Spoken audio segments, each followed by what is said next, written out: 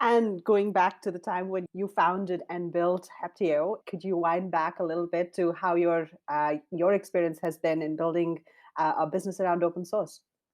Well, for those, so a little bit of my history here is Yeah. that, I, been in industry for like 25 years or something now. And while I was at Google, I started Google Compute Engine and then started Kubernetes.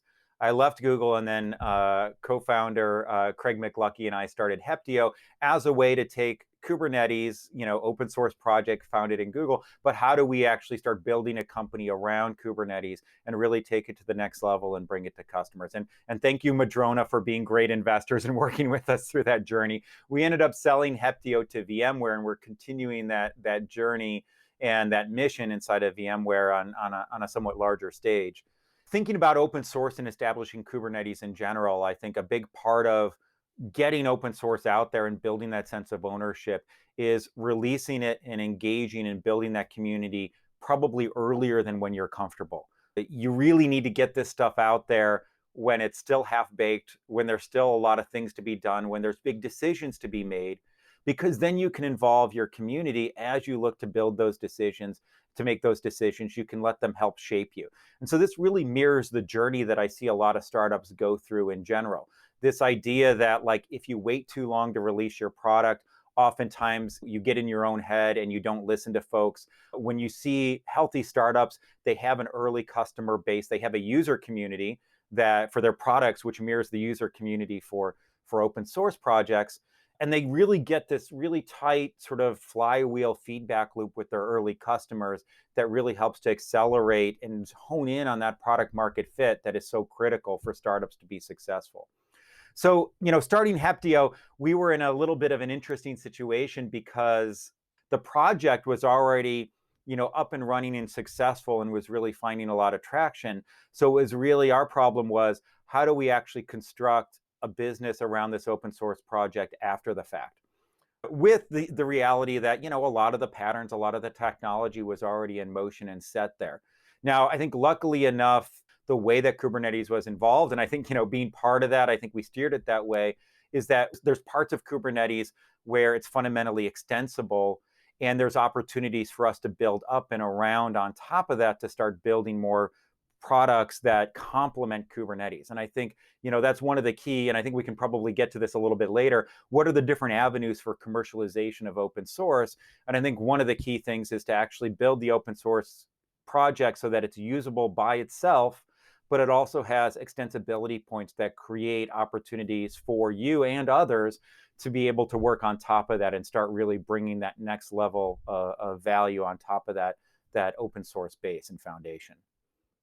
Yeah, we spent a bit of time ourselves on a couple of open source projects at AWS where we thought a lot about how to open source a project while still leaving enough room for the community to contribute to bring in, as you said, their sense of ownership into the progress of the project. How did you think about which areas you wanted to leave open for extensibility, or was there a certain principle that went into it as a tenet, for example? We want to leave this extensible, and this is why we're designing it this way. I think this is where things get really fascinating because product, planning and business sort of planning and strategy starts to meet technical architecture and starts to meet, so there's this puzzle of we want this project to be useful enough that it'll attract a user and a developer community that aren't necessarily customers of ours. And we also want to make sure that we have room to find the right customers who maybe don't have the energy, the time, or the wherewithal to get involved in that community so that we can bring them value and build that next level on top of things.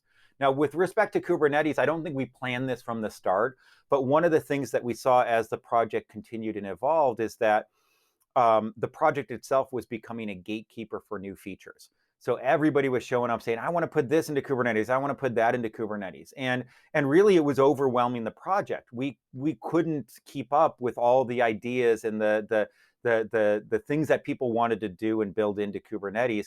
And frankly, it scared us, right? Because, like, we want to embrace that. We don't want to say no, but we also can't say yes to everything.